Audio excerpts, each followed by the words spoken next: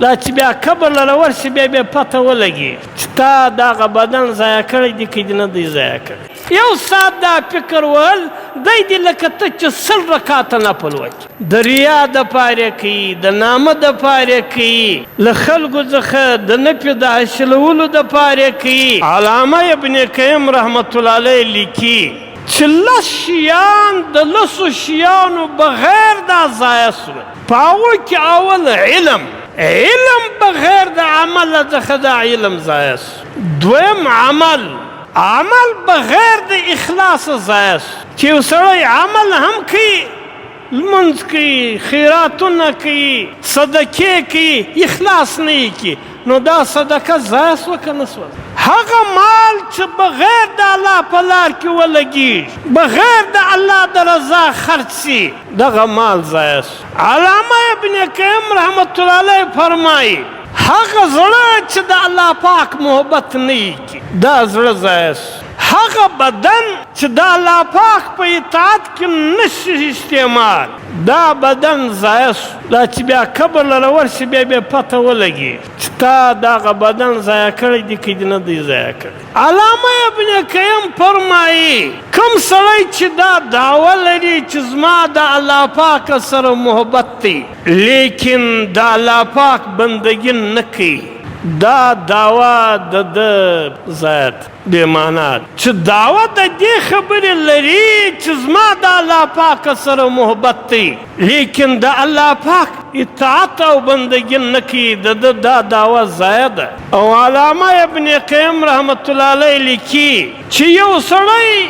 خوف او امید دا له مخلوقه څخه، خوف هم له مخلوقه څخه او امید هم له مخلوقه څخه، دغه خوف ضایع دی. ولې په حدیث شریف کې راځي چې دا مخلوق دا د الله پاک په قبضه کې دی، داسې په قبضه کې دی لکه ستا چې یو سړی دا شکره ستا په لاس کې، د دې مخلوق شکره د الله پاک په لاس کې. او علامه ابن قیم رحمت الله علیه لیکي هغه فکر چې په هغه کې خواهشات ګرځي، دا فکر ضایع دی. حالانکه که یو سړی د دین فکر وي، د دین فکر د سره ورسره، دا فکر د 100 رکعاتو د نفلو ثواب دی. لکه سړی چې 100 رکعاته نفل وکړي، چې له سړي سره دا فکر وي چې په ما کې دین څنګه راشي، زما په اولاد کې څنګه دین راشي، زما په کور کې څنګه دین راشي،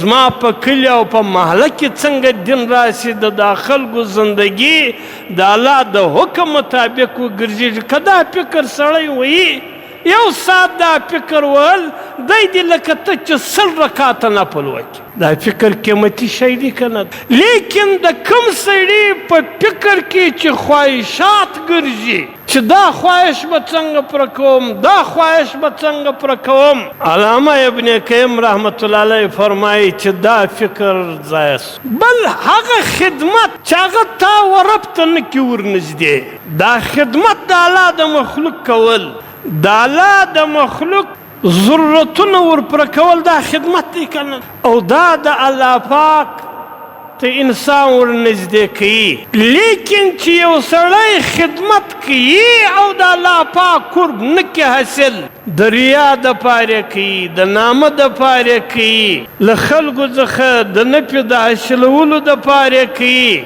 د عزت د حاصلولو دپاره کوي، نو علامه ابن قیم وایي چې دا خدمت دا د ضایع سو. 10 علامه ابن قیم فرمایي هغه وخت چې په هغه کې ته د آخرت تیاري ستا نه وي، هغه زندگی چې په هغه کې ستا د آخرت تیاري نه وي، نو تا دا وخت ضایع کړي. موږ په کار دی چې د خپل وخت قدر وکړو.